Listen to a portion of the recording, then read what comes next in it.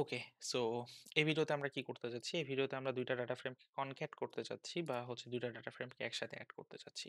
ওকে? So ২ টা data ফ্রেমকে যদি আমরা একসাথে এড করতে চাই তাহলে এটাকে আমরা দুভাবে করতে পারি। একটা হচ্ছে রো রো এর পরে বসাইতে পারি। ঠিক আছে? আরেকটা হচ্ছে কলাম ওয়াইজ বসাইতে পারি। ওকে? আমরা একটু দেখি বিষয়টা কি? বিষয়টা একবার দেখলেই আমাদের মাথার মধ্যে টোটালটা ক্লিয়ার হয়ে যাবে। তো আমি এখানে ২ টা ডাটা অলরেডি নিয়ে রাখছি এবং ডাটা ফ্রেমে অলরেডি কনভার্ট করে রাখছি যাতে আমার সময় কম লাগে। এবং ডাটা ফ্রেম তৈরি করতে একটু সময় লাগে। তো আমি এটা আগে থেকেই নিয়ে রাখছি। তো আমি এখন এটাকে কি করতে চাচ্ছি? আমি ডাটা ফ্রেম A এবং ডাটা ফ্রেম B কে এড করতে চাচ্ছি। ওকে? তাহলে pd.concat আমি concatenate করতে চাচ্ছি। আমার কি দিয়ে করতে চাচ্ছি? আমার লিস্টটা দিয়ে দিতে হবে। ওকে? ডাটা ফ্রেম A আর হচ্ছে ডাটা ফ্রেম B। তো আমি ২ টাকে এড করতে চাচ্ছি। আমি এখন কিভাবে এই দুটোকে এড করব বা কিভাবে এটাকে এড করতে চাচ্ছি? আমি ফর এক্সাম্পল দিলাম axis equal to 1 ওকে? তো আমি যদি axis equal to 1 দিই তাহলে কি হবে? আমরা একটু ১ম এ ডাটা ফ্রেম দুটোকে প্রিন্ট করে নিই তাহলে বেশি ভালো হবে।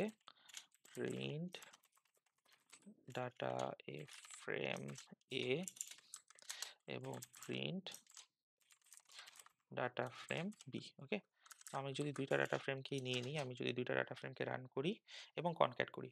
ওকে আমরা দেখি ১ম এ কি আছে আমাদের আইডি গুলো আছে ফার্স্ট নেম এবং লাস্ট নেম আছে। তারপরে ID, first name, last name. ওকে?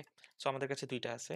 আমরা যদি এখন অ্যাক্সিস ইকুয়াল টু 1 দিই তাহলে কি হবে দেখেন, এটা কিন্তু কলামের পরে নতুন কলাম তৈরি করে বসে গেছে। এই যে দেখেন, এখানে ছিল কলাম, এখানে কিন্তু নতুন কলাম তৈরি করে বসে গেছে। ওকে? এটা কিন্তু কলাম ওয়াইজ অপারেশন হয়েছে।